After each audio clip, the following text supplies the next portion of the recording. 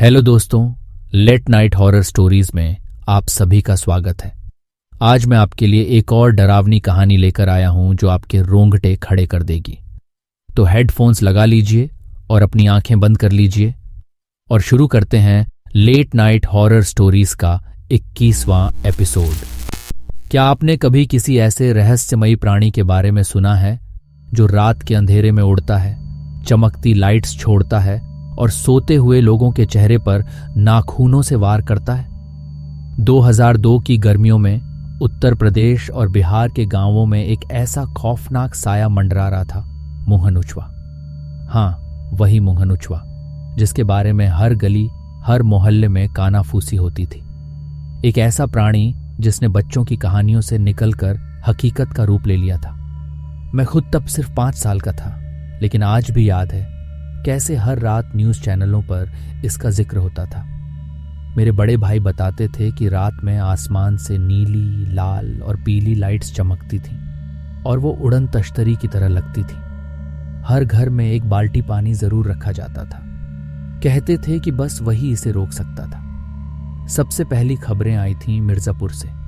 फिर देखते ही देखते ये डर इलाहाबाद, कानपुर, बलिया, बक्सर और बिहार के कई गांवों में फैल गया। लोगों का कहना था कि मुंहनुचवा रात के समय हमला करता है जब आप गहरी नींद में होते हैं। सुबह जब लोग उठते तो उनके गाल, गर्दन और बाहों पर गहरे नाखून के जख्म होते।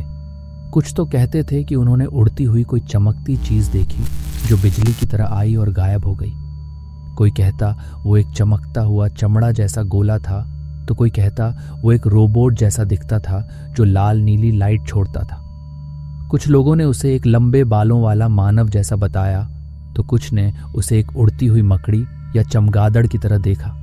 सच कहें तो किसी को नहीं पता वो असल में कैसा था। गांवों में डर इतना बढ़ गया था कि लोग रात भर जागते रहते। मंदिरों में घंटियां बजती थीं, लोग मशालें लेकर पहरा देते और घरों में पानी की बाल्टियां सजाई जाती थीं, ये सोचकर कि अगर मुंहनुचवा आया तो पानी से उसे भगाया जा सकेगा। किसी गांव में तो अफवाह थी कि वो बिजली से चलता है और पानी उसे करंट लग जाएगा। मुझे याद है हमारे एक रिश्तेदार ने बताया था, मेरे गाल पर ऐसा घाव था जैसे किसी ने आग से जला दिया हो। जब लोग पूछते थे कि क्या हुआ तो मैं बस कहता था, मुंहनुचवा ने नोच दिया है। कई बुजुर्ग लोग आज भी बताते हैं कि उस दौरान गांव के बच्चों को छत पर सोने नहीं दिया जाता था। मुंहनुचवा का अटैक पैटर्न भी बड़ा अजीब था। वो कभी बंद दरवाजे के अंदर घुस आता तो कभी खुले मैदान में सोते लोगों को निशाना बनाता। कुछ ने कहा कि वो तेज आवाज करता था, तो कुछ ने बताया कि उसका टच जलन जैसा महसूस होता था। कई जगहों पर लोगों ने मासूम राहगीरों को मार डाला, ये सोचकर कि वही मुंहनुचवा है। डर ने इंसानों को जानवर बना दिया था। लेकिन हर कहानी के 2 पहलू होते हैं। इंडियन रैशनलिस्ट एसोसिएशन के अनुसार ज्यादातर जख्म खुद किए हुए थे। कुछ लोगों ने खुद को नाखूनों, कांटे या किसी औजार से घायल कर लिया था, डर और भ्रम के कारण। डॉक्टर्स का कहना था कि ये सब एक मास हिस्टीरिया थी, यानी सामूहिक भ्रम और मानसिक दबाव।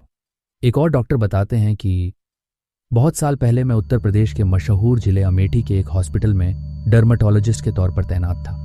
उन दिनों मुंहनुचवा को लेकर वहां जबरदस्त दहशत फैली हुई थी, इतनी कि कई बेगुनाह लोगों की भीड़ ने पिटाई तक कर दी थी, शक के बिना पर। कई मुंहनुचवा पीड़ित मेरे पास भी आए। उनके चेहरे पर लंबी लंबी जलन भरी लाल लाइनें खींची हुई थी। कुछ के शरीर पर भी ऐसा ही निशान था। अब चूंकि मैं एक स्किन स्पेशलिस्ट हूं, तो मैं समझ गया ये किसी आत्मा या भूत का काम नहीं था। ये एक कीड़ा था जिसे इंग्लिश में ब्लिस्टर बीटल कहा जाता है। ये कीड़ा काटता नहीं है, बल्कि इसके पैरों में से एक केमिकल निकलता है, कंथरिदिन। जब ये कीड़ा आपकी त्वचा पर चलता है तो वहां एक जलन भरी लाइन सी बन जाती है और कुछ घंटों में ऐसा लगता है जैसे किसी ने नाखून मार दिया हो। इसका असर एकदम वैसा ही दिखता है जैसा लोग मुंहनुचवा के हमले के बाद बताते थे। मैंने इलाज दिया, कई लोगों ने मेरी बात समझी भी, लेकिन कुछ अब भी मानने को तैयार नहीं थे।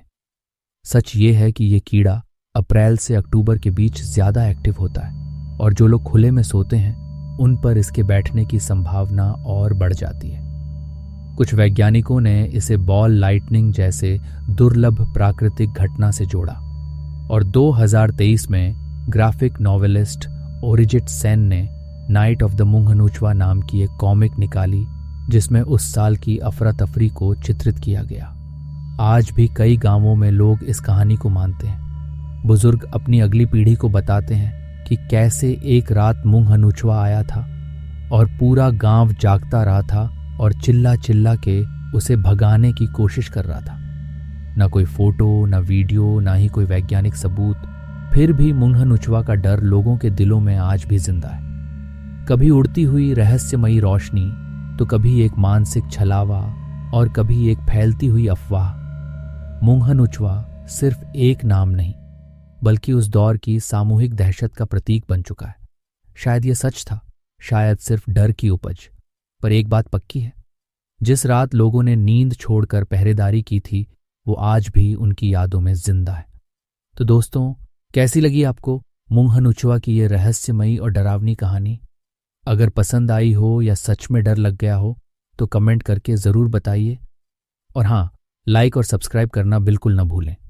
अगर आपके या आपके परिवार के किसी सदस्य के साथ मुंगहनुचवा से जुड़ा कोई अनुभव हुआ है तो वो भी मेरे साथ ज़रूर शेयर करें। आप अपनी कहानी मुझे ईमेल कर सकते हैं। ईमेल आपको डिस्क्रिप्शन में मिल जाएगी।